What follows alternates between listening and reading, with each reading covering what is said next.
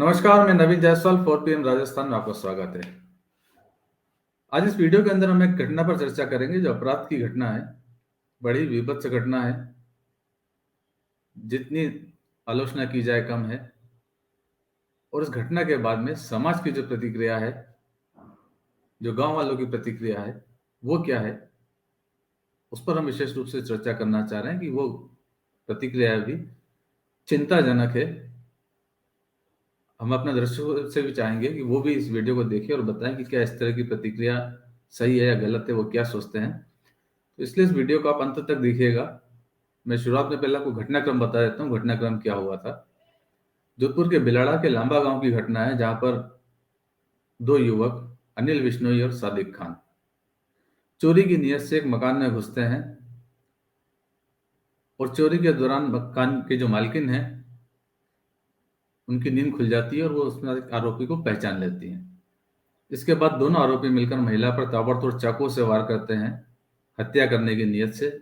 14 वार करते हैं। अंजू बिश्नोई जो 27 साल की है, उनकी इस हमले के अंदर मौत हो जाती है। घर के अंदर दो बच्चा भी थी, जिसमें से एक महिला की बेटी थी 1 साल की। दोनों आरोपी उसमें उस बच्ची को भी उठा के उसका भी गला रेत देते हैं, जिसकी स्थिति अभी गंभीर बनी हुई है। उसको 25 टांके लगे हैं। दूसरी बच्ची जो महिला की भतीजी है, उसके ऊपर भी हमलावर चाकू से वार करते हैं, उसे भी घायल कर देते हैं।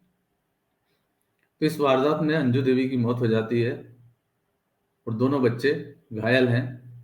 दोनों आरोपी अनिल बिश्नोई और सादिक खान 19-20 साल दोनों की उम्र है। दोनों पहले से एक दूसरे को नहीं जानते थे। सप्ताह भर पहले ही मुलाकात हुई थी और उन्होंने लूट का प्लान बनाया और इस खौफनाक वारदात को अंजाम दे दिया। अब दोनों पुलिस के हत्थे चढ़ गए हैं, पुलिस की हिरासत में है। यहाँ तक का घटनाक्रम तो कानून के अनुसार ठीक दिखता है, लेकिन इसके बाद में समाज की एक पंचायत हुई और उस पंचायत में फैसला लिया गया कि दोनों आरोपियों के परिवारों को बहिष्कार कर दिया जाए। 1 करोड़ का उन पर अर्थदंड लगाया गया और साथ में घोषणा कर दी गई कि जो भी इन परिवारों से संबंध रखेगा उन परिवार पर भी अर्थदंड लगेगा और उन्हें भी बहिष्कार का सामना करना पड़ेगा। सोशल मीडिया पर यह जानकारी सामने आ रही है। ये एक्स पर एक सोशल मीडिया पर पोस्ट सामने आई है, जिसमें लिखा है कि लांबा गांव में हुआ ऐतिहासिक फैसला। लांबा में हुए हत्याकांड के आरोपी के घर वालों को 84 खेड़ा बाहर किया। 1 करोड़ का आर्थिक दंड और चूल्हा पिंडा बंद। यदि कोई इस परिवार को चूल्हा पिंडा लगाता है तो उसे 11 लाख दंड और 84 बाहर करने का निर्णय। अच्छा फैसला लिया है साथ, धन्यवाद।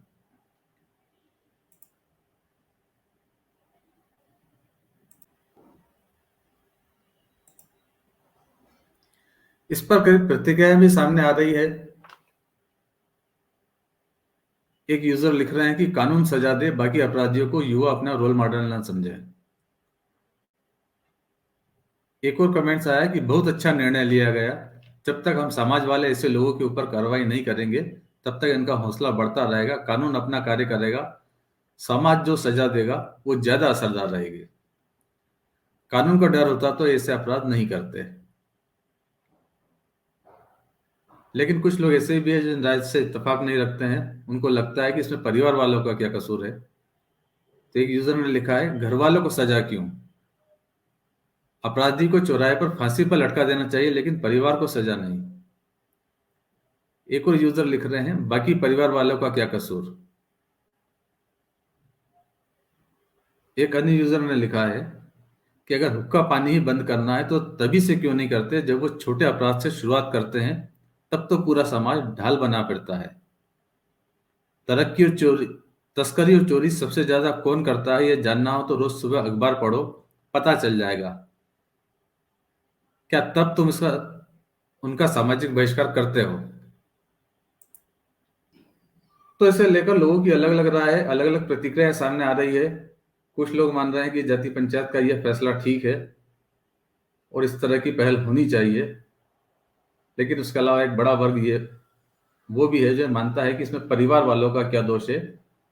अपराधी को तो सजा मिलनी चाहिए, लेकिन परिवार को इससे दूर रखा जाना चाहिए। वैसे कानून भी यही कहता है। कानून इस तरह के सजा का प्रावधान कोई भी संस्था नहीं कर सकती है, क्योंकि कानून के अंदर सीआरपीसी और आईपीसी के तहत हर तरह के अपराध के लिए सजा का प्रावधान है। और कानून किसी भी व्यक्ति या संस्था को यह अधिकार नहीं देता है कि वो अपने स्तर पर तय करे कि अपराधी कौन है और उसे क्या सजा सुनाई जाए। और यदि कोई ऐसा करता है तो वो खुद भी कानून की नजर में गुनाहगार है, अपराधी है। सुप्रीम कोर्ट और कई हाई कोर्ट पहले भी इस तरह के मामले के अंदर फैसला दे चुके हैं कि जाति पंचायत या खाप पंचायत या कोई भी दूसरी तरह की अन्य संस्था जो संवैधानिक नहीं है, वो कम से कम आपराधिक मामलों के अंदर दखल नहीं दे सकती और कोई सजा नहीं सुना सकती। लेकिन उसके बावजूद जाति पंचायत इस तरह के फैसले करती है।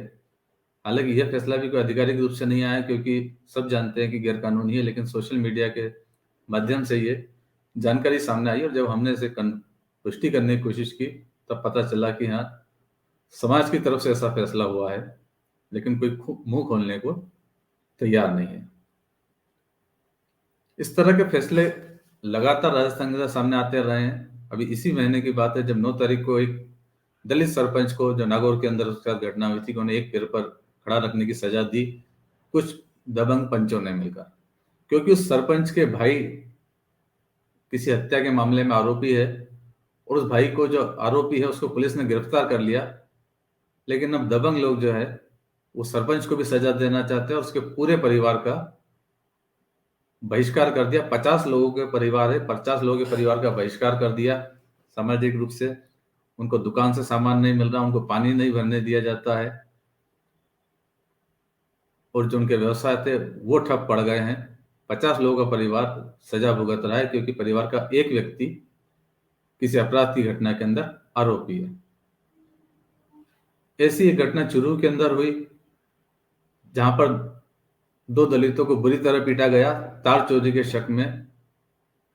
हालांकि पीटने वाले समाज के लोग नहीं, कंपनी के गार्ड थे और उन्होंने बुरी तरह पीटा, उसमें से एक दलित की मौत हो गई। ये दोनों मामले दलित के थे, लेकिन आज हम जिस घटना की बात कर रहे हैं वो एक ही समाज के लोगों के बीच का मामला है।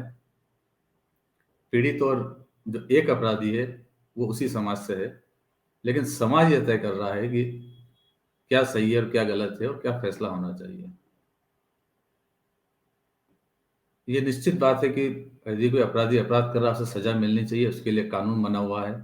और जब भीड़ या कोई पंचायत जब फैसले करती है, तत्काल फैसले करती है, तो ज्यादातर भावनाओं पर आधारित होते हैं और उन भावनाओं की जद में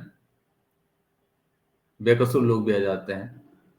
हालांकि समाज पंचायतों का रोल पूरी तरह नेगेटिव नहीं कहा जा सकता, क्योंकि समाज पंचायतें जो जाति की पंचायतें हैं, सामाजिक पंचायतें हैं, कई बार अच्छे फैसले करती है, समाज सुधार की बात भी करती है, समाज में मदद की बात भी करती हैं। वहां तक इनकी भूमिका ठीक है, लेकिन कम से कम आपराधिक मामलों में, न्यायिक मामलों के अंदर इन जाति पंचायतों को दूरी बनाकर रखनी चाहिए और देश के कानून पर भरोसा रखना चाहिए कि वो क्या फैसला करता है। कम से कम निर्दोष तो उसकी जद में नहीं आने चाहिए। वैसे आप लोग क्या सोचते हैं? क्या इस तरह के जातिगत पंचायतों के फैसले सही हैं? क्या उन्हें कानून में दखल देने का अधिकार है? और क्या एक व्यक्ति के गुनाहों की सजा पूरे परिवार को मिलनी चाहिए? ये सही है गलत है, कमेंट बॉक्स में आप भी अपनी राय लिख के बताइएगा। तो फिलहाल इस वीडियो में इतना ही। बस आप 4PM राजस्थान चैनल को सब्सक्राइब कीजिए और इस वीडियो के लिंक को ज़्यादा से ज़्यादा शेयर कीजिए ताकि लोगों तक हमारी खबरें पहुंच सकें। नमस्कार।